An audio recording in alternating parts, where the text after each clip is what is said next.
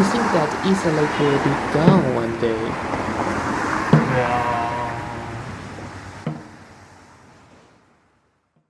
Indeed, it's disappearing.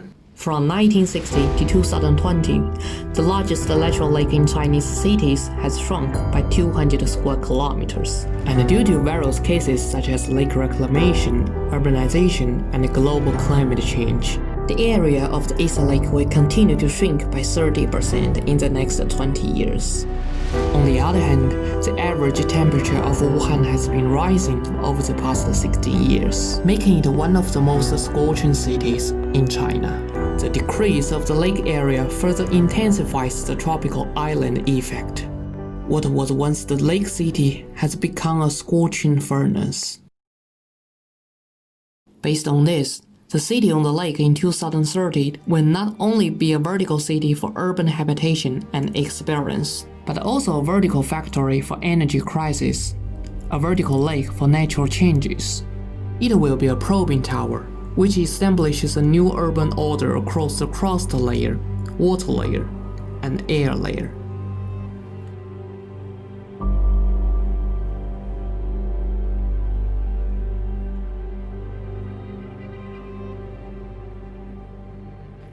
Inspired by an experimental petroleum technology, a carbon sequestration system is designed for the probing tower. This system has two main parts. Part 1. Drilling system. Multiple sealing pipelines will follow the building foundation down to the depth of 3,000 meters. Here, massing and hot sealing will be forced to the pumping well by the crust pressure. The collected substance will be separated on the lake. The resulting massing will power the city directly, and the hot sealing will be used as a heat source of the exchanger. Subsequently, the carbon dioxide from the power station and the air would be compressed into the cold sealing and pumped into the crust for sequestration. All the infrastructure on the lake will directly benefit the upper function of the tower. Part 2. Rising system. The steam from the power generator will rise in the tower core. As it cools, it streams down from the tower's surface, creating a vertical lake. The spiral watercourse on the surface will cool the tower and absorb urban thermal radiation. This system can realize a positive energy cycle, zero water cycle, and a negative carbon cycle, which means the energy will be continuously produced, but the carbon will be reduced. However, the water is taken from the lake and fully returned to the lake.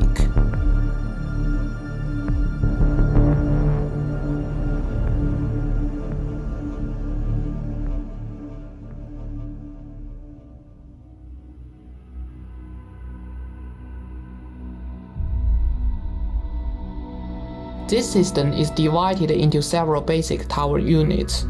The transformer unit and the turbine unit are driven by the massing from the crust. The storage unit will provide raw material for the industrial sector. The injection unit sequesters the carbon dioxide into the crust to ensure the pressure stability. The generator unit can supply electricity directly to the tower. The extraction unit gathers massing and sealing from the crust.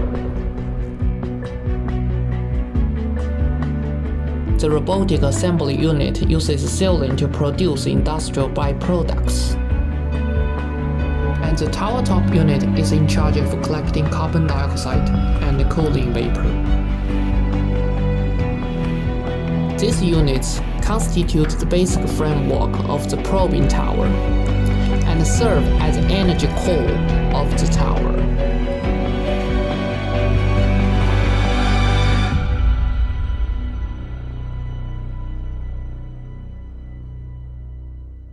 Next comes to the function partition of the upper section. This is the comprehensive urban planning of Wuhan in 2030. The proposed probing tower will be equivalent to 1/10 of Wuhan city. Based on this plan, the major function of the tower is divided into three parts: industrial sector, commercial sector, and residential sector, This tripartite partition determines the three wings extending from the central core. The proportions of them will be determined by the existing planing and the floor height. Thus, the massing volume of the tower is designed. The fundamental infrastructure is placed on the bottom floors. The middle part of the tower is mainly the nuclear family houses and the secondary industrial areas. And the top levels of the tower are villas and high-tech areas.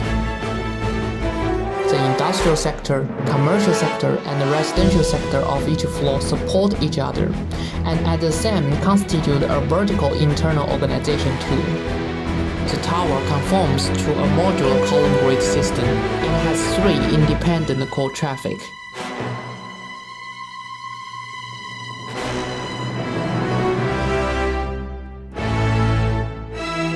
The probing tower would be an intensive vertical city.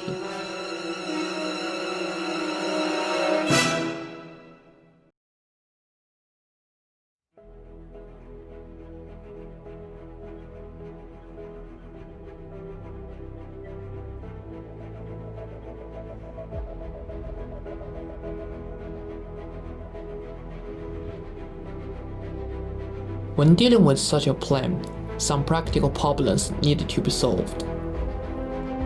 First, the angular tower shape cannot withstand 20 meters per second high latitude lake wind.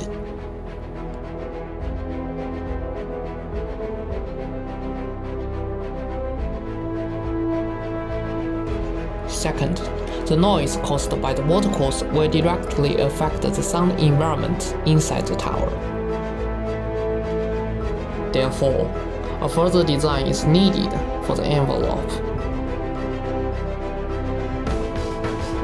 Here, the envelope will be determined by 15 control points. These points will determine the final shape of the contour, and the inner space will be set by the massing model of each layer. The 15 control points are simplified into 6 parameters. Driven by simulated annealing algorithm, computer will process the shape optimization.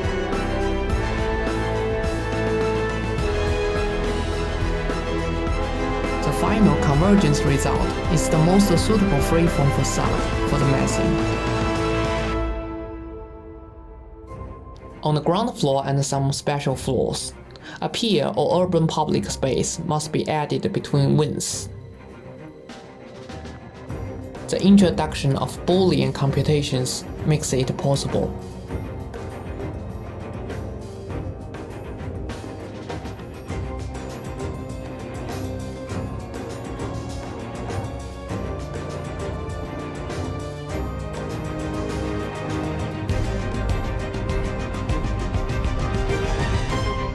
After the layer-by-layer calculation, the qualitative function generates various forms, and the interlayer between the envelope and the interior becomes rich HM space.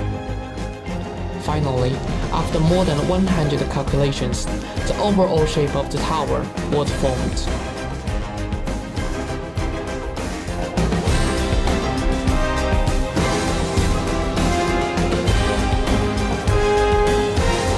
With joint detail design, the envelope becomes a spiral vertical lake.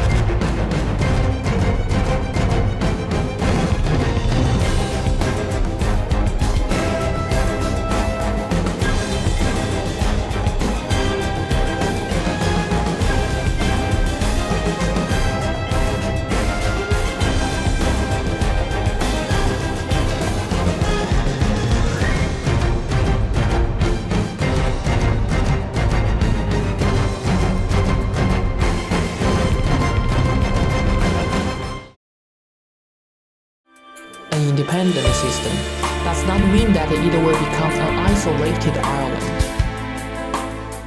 Air and water transportation will be the best means without affecting the existing lake.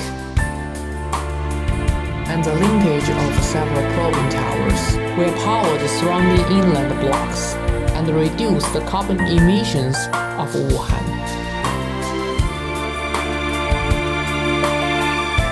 This This will be a global experiment in dealing with rising sea levels in the future, providing the final noise arc for the future human society, in which the land is disappearing.